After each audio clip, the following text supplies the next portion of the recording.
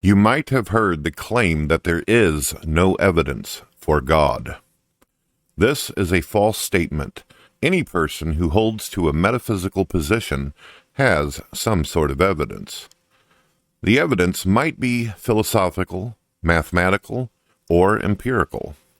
In this presentation, the intellectual journeys of Albert Einstein, Jean-Paul Sartre, Albert Camus, Fred Hoyle, Anthony Flew, and Alistair McIntyre, pertaining to the evidence of God, will be outlined. Albert Einstein's journey will now be outlined. Albert Einstein was a world-famous theoretical physicist who became known as a genius for his general theory of relativity. Einstein was awarded the Nobel Prize in Physics, especially for discovering the law of the photoelectric effect. At the beginning of his career, Einstein was a staunch atheistic materialist.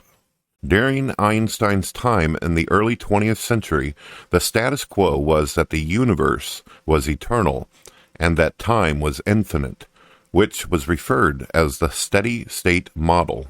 When Einstein developed the general theory of relativity, the theory, along with the cosmological findings during the middle of the 20th century, pointed towards the fact that the universe had a definite beginning and that time was finite.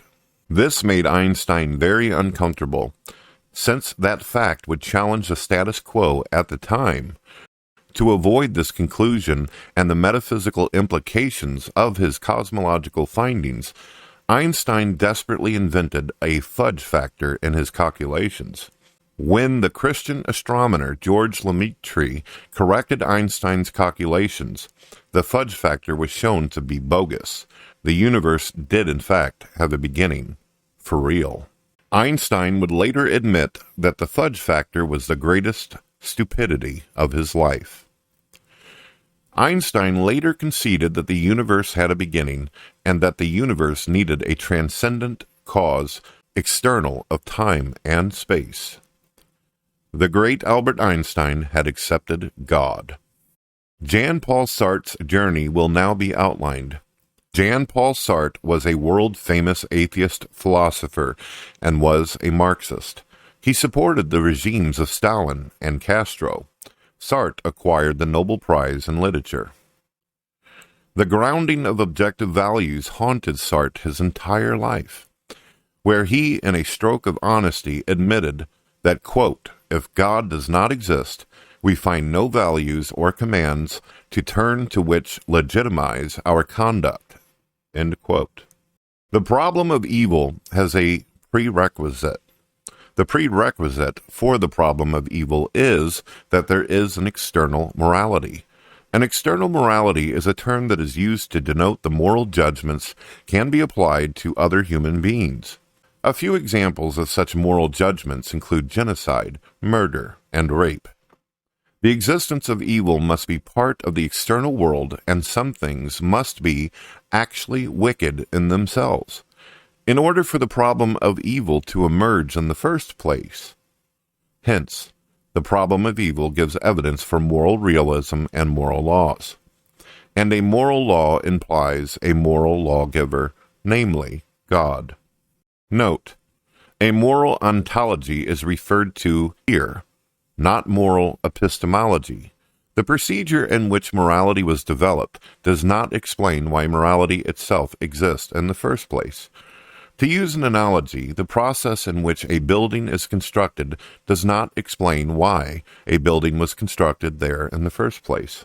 Using the basis, the philosopher Eugen Nagasawa has developed, quote, the problem of evil for atheists, end of quote. Additionally, the secular philosopher J.L. Mackie did concede that the problem of evil is unable to disprove God, since God may in principle have a morally sufficient reason for allowing suffering. J.L. Mackie said the following, quote, we can concede that the problem of evil does not, after all, show that the central doctrines of theism are logically inconsistent with one another, end quote. Sartre later admitted that a moral ontology to ground in an external morality could only be achieved in a transcendent being. Sartre said the following, quote, I don't feel I am the product of chance, but someone who was expected, prepared, prefigured. In short, a being that could be here thinks only to a creator. And this idea about a creator is referring to God. End quote. The great Jean-Paul Sartre had accepted God. Albert Camus' journey will now be outlined. Albert Camus was a world-famous atheist philosopher and novelist who acquired the Nobel Prize in Literature. Camus realized that since human beings are a meaning-seeking creatures, there must be real meaning out there in the world. Since human beings are storytelling creatures, there must be a grand storyteller and a grand narrative, which can only be sufficiently grounded in Christianity. Camus later said the following, quote, I am ready.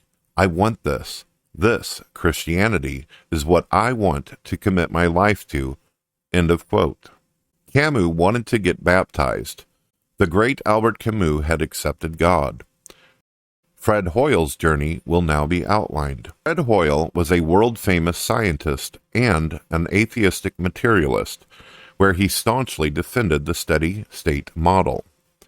The evidence pertaining to the fine-tuning argument caused him to accept a designer of the universe.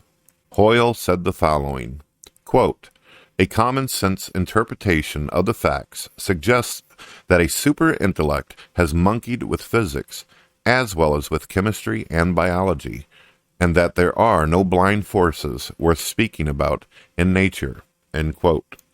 Hoyle also said the following, quote, if one proceeds directly and straightforwardly in this matter without being deflected by a fear, one arrives at the conclusion that biomaterials with their amazing measure of order must be the outcome of intelligent design.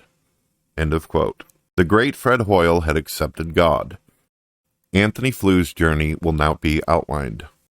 Anthony Fleur was a world-famous atheist philosopher for 50 years who fiercely debated Christians. As an undergraduate, he criticized the atheist-turned-Christian philosopher C.S. Lewis in the Socratic Club, where one of his essays ended up becoming the most widely reprinted philosophical publication of the previous 50 years. After being the world's leading atheist philosopher for 50 years, Fleur came to the conclusion that there was a designer of the universe. From the empirical findings surrounding 1. The origin of fine-tuning, 2. The origin of DNA's information, 3. The necessity of a transcendent cause to the beginning of the universe.